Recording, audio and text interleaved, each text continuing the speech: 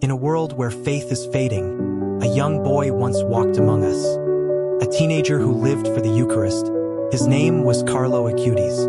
Born in 1991, he loved computers, video games, and laughter, but his greatest passion was Jesus. At just 15, he used his computer skills to create a website documenting Eucharistic miracles, a digital pilgrimage for souls seeking God. But behind this extraordinary faith stood a quiet figure, his mother, Antonia Salzano, a woman whose own spiritual journey would soon begin. This is her story. Before Carlo was born, Antonia lived like many of us, chasing the ordinary yet feeling something missing. She was baptized Catholic but rarely attended Mass. God was distant, more tradition than truth. But through her son, faith returned in living color. From a young age, Carlo had an unusual love for prayer. He begged his parents to take him to daily Mass, to pray the Rosary, to visit Jesus in the Tabernacle.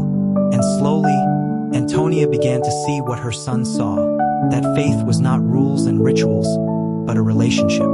In her own words, "Through Carlo, I discovered the real presence of God." The spark had been lit.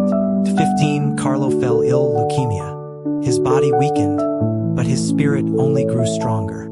He offered every moment of pain for the Church and for the Pope, saying, "I want to offer all my sufferings for the Lord."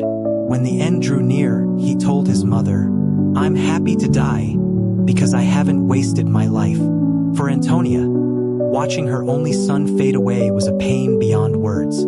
But in that suffering, she found faith, the same faith her son had carried so gracefully. On October 12, 2006, Carlo Acutis entered eternity. Yet, something remarkable happened. His mother's heart, once broken, began to shine with a new light.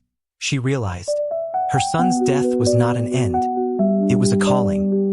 After her son's death, Antonia could have chosen silence, but instead she chose mission. She began traveling the world, sharing Carlo's message, the beauty of the Eucharist and the call to holiness in everyday life. People who met her spoke of peace and light, as if Carlo's spirit still touched hearts through his mother. And like Saint Monica, whose tears converted her son, Antonia's faith was now bringing others to God. Two mothers, 2 centuries apart, one divine mission, to show that love can make saints out of both children and parents. Today, Carlo Acutis is canonized as the first millennial saint of the Catholic Church. And while the Church has made no declaration about his mother, many see in her the same quiet holiness, a heart purified by love, refined by loss, and transformed by grace. Because sainthood is not only found in miracles. Sometimes, it's found in the hidden yes of a mother who keeps believing when everything breaks. Maybe, in God's time, the world will know her as Saint Antonia.